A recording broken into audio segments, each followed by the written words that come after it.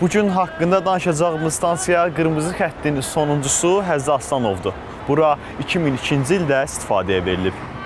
Qonşularda bu zaman pıçıldaşır astada, qonşularda bu zaman pıçıldaşır astada.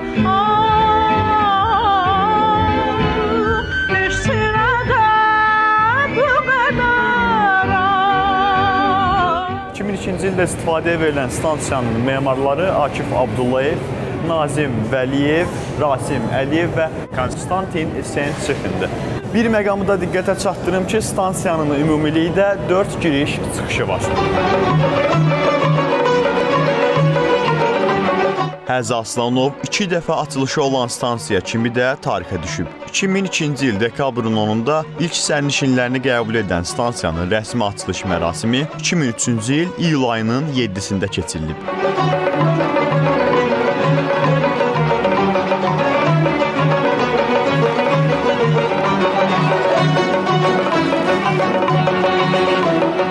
Stansiya 2 dəfə Sovet İttifaqı qəhrəmanı olan Azərbaycanlı general Həzzi Aslanovun şərəfinə adlandırılıb.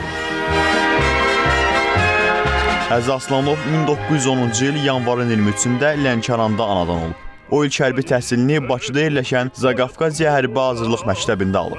Təhsilini Leningradda davam etdirən Həzzi Aslanov 2-ci Dünya müharibəsi illərində tank polkunun komandiri kimi xidmət edib.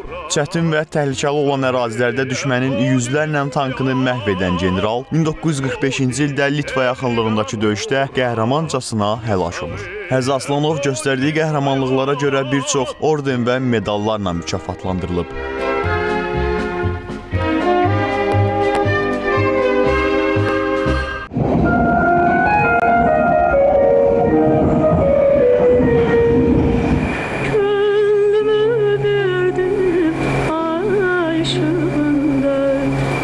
Gəldi hicran, ayrıldıq, aman, ay işığında, ay işığında. Stansiyaya çatan qatarlarda sözləri Zeynal Xəlil, musiqisi isə Qəmbər Hüseynliyə məxsus Ay işığında mahnısından fraqment səslənir. ayrıldık aman, ay işığında, ay işığında.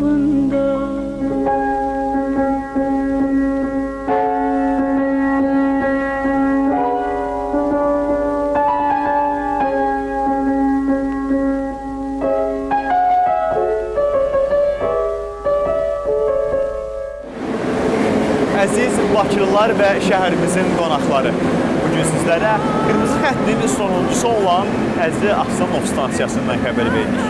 28 may istiqamətindən gəldiyimiz yolu indi geriyə qayıdacağıq. Sıra yaşıl xəttədir. Hələlik.